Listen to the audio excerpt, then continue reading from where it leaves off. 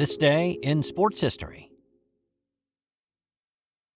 And welcome back into another edition of This Day in Sports History. This is your host, Steve White. It is November 25th, and on this day, up and down the sports history timeline, snow played a pretty significant role in a few games. Leon Lett made one of his blunders. There was another amazing finish in the Iron Bowl. Sorry, Auburn. There was another game of the century that lived up to the hype. And there was a soccer match played on this day that people say changed the game. All of that coming up in today's edition, so sit back and relax and let's get going. Let's start with the surprisingly wintry conditions in Dallas on this day in 1993. A big snowstorm blew through the North Texas area on this Thanksgiving Day, and it provided the backdrop for a stunning finish and a play that, well, Leon Lett would like you to forget about. The field conditions at Texas Stadium were atrocious, the worst anybody could remember in Dallas. The Cowboys were leading 14-13 late in the fourth quarter. The Miami Dolphins had a chance to win it with a 40-yard Pete Stoyanovich field goal. What happened next was perplexing to everyone that day. Here's Dick Enberg with the call for NBC that night. Blocked. The Cowboys will win. Wait a minute. Will was in the end zone. No one covered it, and Miami did. That could be a touchdown if Miami has covered it. A Dallas player touched the ball, and then the Dolphins went on and recovered it. It's on the 1 yard line. It's not in the end zone. It's in the 1 yard line. It's Leon Lett. No! Oh, Lett, who is haunted by a Super Bowl misplay, and the ball goes into the end zone. They say it was touched at the 1 yard line. The Dolphins got the ball at the 1 yard line with 3 seconds left. Stoyanovich took advantage of the second chance, and he booted the winner through. It cost the Cowboys the game, but didn't cause any permanent damage. They made their way back to the Super Bowl and won their second in a row a few months later. On this day in 1971, it was college football's game of the century, another one, and this one definitely lived up to the hype as well. This was a Thanksgiving Day game between top-ranked and undefeated Nebraska on the road at number 2 Oklahoma. There was a lot on the line in this one. There was the Big 8 championship and a chance to go to the Orange Bowl to play Alabama for the national championship. Cornhusker receiver and punt returner Johnny Rodgers electrified the crowd early with this punt return, immortalized by Nebraska's Lyle Bremser and his call for KFAB that day. Rodgers deep for Nebraska. Here's Wiley's kick. It's high. It holds up there. Rodgers takes the ball at the 30. He's hit and got away. Back upfield to the 35, to the 40. He's to the 45. He's to the 50, to the 45, to the 40, to the 35, to the 20, to the 10. He's all the way home. Cornhusker fans tossed oranges onto the field with the thought that the route was on. Nebraska was the defending national champ, and they were riding a 29-game winning streak at this point. The Huskers averaged nearly 40 points a game while only allowing a little bit over 6. But Oklahoma got its wishbone offense revved up and going. The Sooners had been averaging 45 points a game themselves coming into this one, and by halftime, they led 17-14. Nebraska head coach Bob Devaney made an adjustment at halftime. In the first 30 minutes, they've been attacking the end. Well, in the second half, he vowed to let his offensive line open holes for his tailback, Jeff Kenny, and go right at the Sooners up the gut. Oklahoma hurt themselves a bit as well, losing 3 fumbles on the day, with 2 of those resulting in Husker points. Still, with 7 minutes to play in this one, Oklahoma clung to a 31-28 lead. Nebraska started their final offensive drive on their own 26-yard line and pounded the middle all the way down the field with a pass from quarterback Jerry Taggy to Rodgers mixed in along the way. With 1 minute 38 seconds to play and 3 consecutive handoffs to Kenny, the Cornhuskers had the ball at the 2-yard line. Everybody on the field, everybody in the stands, everybody in the press box knew who was going to get the football, and yet there was nobody who could stop him. Jeff Kinney in the top of the eye. Haggy, the quarterback, calls his count at the line of scrimmage. Taking a long count here. He gives to Kenny. Kenny over the left side. Touchdown!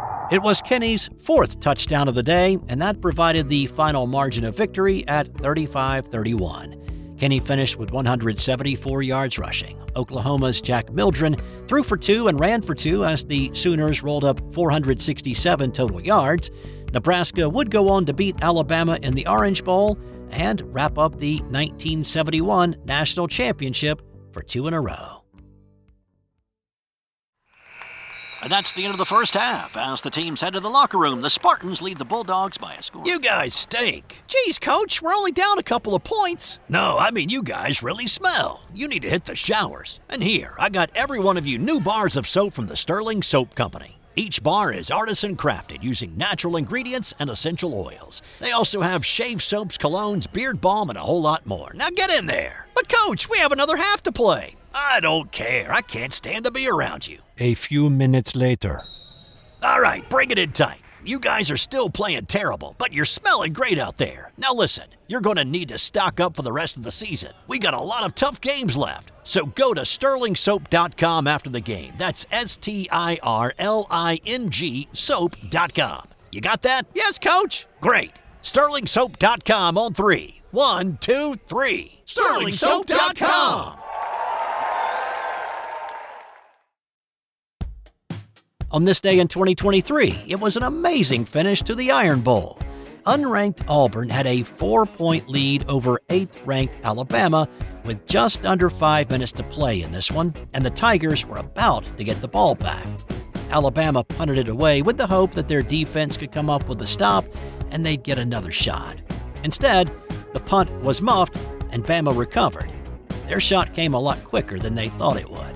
After converting a 4th and inches, Alabama moved into a 1st and goal situation, but after a botched snap and a penalty, the Tide faced a near impossible situation. With 43 seconds left, Alabama had a 4th and goal from the 31. Their final play of the game was called Gravedigger. That's all it is. But there's a lot of airspace to cover for Milroe. Still looking, firing, near corner, it's caught! Touchdown, Alabama! Isaiah Bond on a 4th and a mile. Bama won 27-24, and it was another stunning finish in a long line of stunning finishes in the Iron Bowl. On this day in 1950, a huge blizzard blanketed a large swath of the country, and it impacted 2 football rivalry games. First, in Knoxville, it was number 5 Tennessee versus number 3 Kentucky. The snow event in Knoxville eventually got the name the Great Appalachian Storm, and it was a miserable storm, and it did turn out to be deadly. 160 people actually died in the east and the northeast from the blizzard and the strong winds. The snow was falling. The temperature at kickoff was 5 degrees, but that did not stop 45,000 people from piling into Shields Watkins Field to watch it live. Some had paid $40 for a ticket and spent more time trying to find a way to not freeze under woolen army blankets. There was even a bonfire built under one of the stands, which doesn't sound super safe, but hey, it's the 50s. Fans even resorted to drinking copious amounts of whiskey during the game to try to stay warm on the inside. This was a Bear Bryant-coached Kentucky team versus a General Robert Neyland-led volunteer squad. Bryant was not a fan of wearing lots of layers to stay warm. The uniform was the uniform, and you just endured. The Wildcats did not wear long johns or higher, thicker socks, nor did they warm their hands during downtimes like the Tennessee players did. That tough guy mentality eventually took its toll. So, what happened in the game? A whole lot of nothing. The snow kept coming and the temperature seemed to keep falling. Snow was shoveled off the field, but the game was pretty ugly. There were a total of 20 punts, 18 turnovers, and the teams only managed 17 first downs combined. The only points came in the second quarter when Tennessee's Mr. Everything, Hank Laracella, found Bert Rechichar in the end zone. Rechichar made a diving catch on the fourth down play. The PAT was good, and the Vols went on to win 7-0. The loss was devastating to Kentucky. Even though they beat Oklahoma in the Sugar Bowl, they had dropped to number 7 in the polls. And despite the loss, the Sooners were declared the national champion in 1950. Tennessee beat Texas in the Cotton Bowl to finish the season ranked 3rd. However, both Kentucky and Tennessee declared themselves national champions. Both teams' media guides still list 1950 as a national championship season. So, as I said, this snowstorm was huge, and it was affecting another big game on this day between Ohio State and Michigan in Columbus. This one became known as the Snow Bowl, and it was a battle for the conference championship, then known as the Big Nine. Well, that and a battle for who could hold onto the football, that is. The snow was swirling constantly. The temperature was 10 degrees in Columbus, with the wind blowing around 30 miles per hour, making it feel like -12, and the field was an ice rink. There were more than 50,000 in the stadium for this one, and they tried to keep warm by building small bonfires in the stands. Again, doesn't sound safe, but also the 50s. This game also started more than 2 hours late. The grounds crew had a lot of trouble removing the tarp on the field with 4 feet of snow on top of it. Local Boy Scouts were brought in to help out. Once the game did start, it was pretty much each team exchanging punts, with a lot of those happening on first down. It wasn't only field position, but a hope that the other team would fumble it or something disastrous would happen, and the teams combined for 45 punts.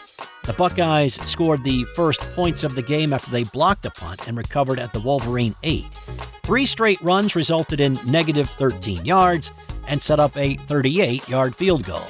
With the goalpost barely visible, snow falling and swirling, Vic Jankowitz kicked the field goal. Years later, a group of sports writers called Jankowitz's kick one of the greatest feats in American sports. Those were the only points they would score on the day. Michigan was not exactly an offensive juggernaut in this one. They did not complete a single pass or gain a first down in the entire game. And still, they were able to muster 9 points. Both of their scores were a result of blocked punts. Despite winning the Big Ten title in 1949 and finishing second to Michigan in 1950, Buckeye head coach Wes Fessler never beat the Wolverines, and he resigned 18 days after this game. And in the other football, on this day in 1953, it's been called the match that changed the game, and I suppose, not surprisingly, the match of the century.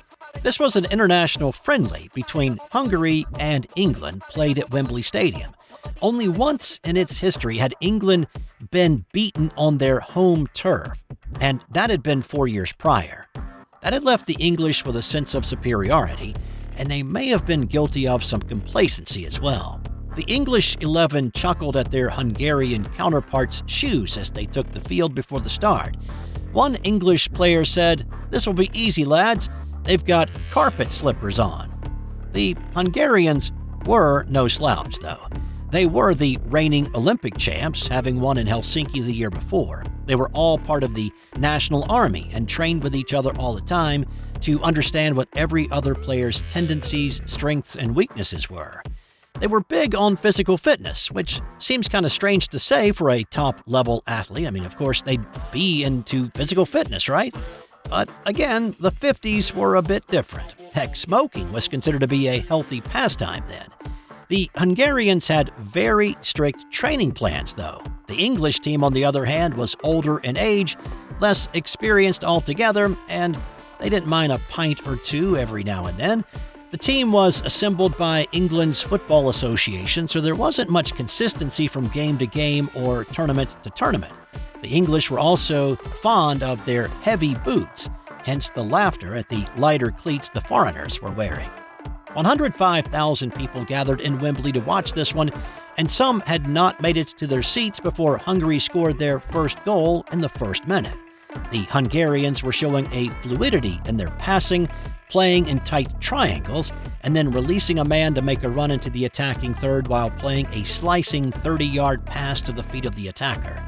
The English looked as if they were moving with concrete blocks on their feet compared to the Hungarians. By the 24th minute, Hungary led 3-1. Each team added a goal before halftime, and it was 4-2. The Hungarians continued their dominance in the second half, showing they were technically and tactically superior.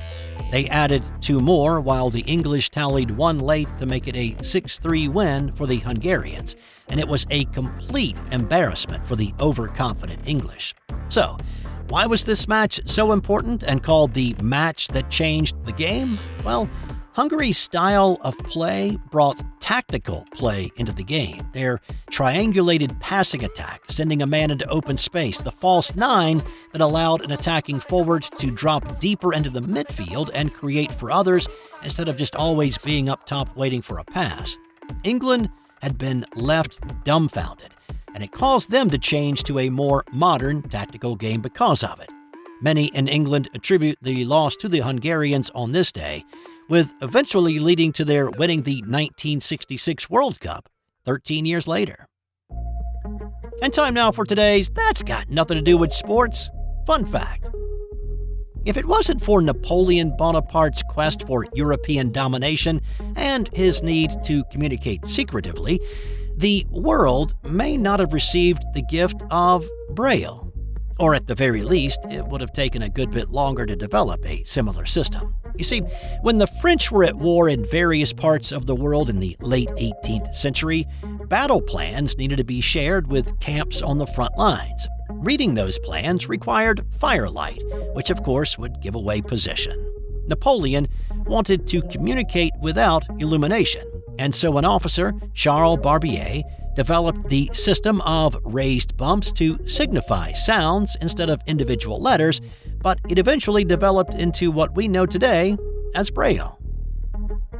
That's all I've got for you today. I'll have more for you tomorrow on This Day in Sports History.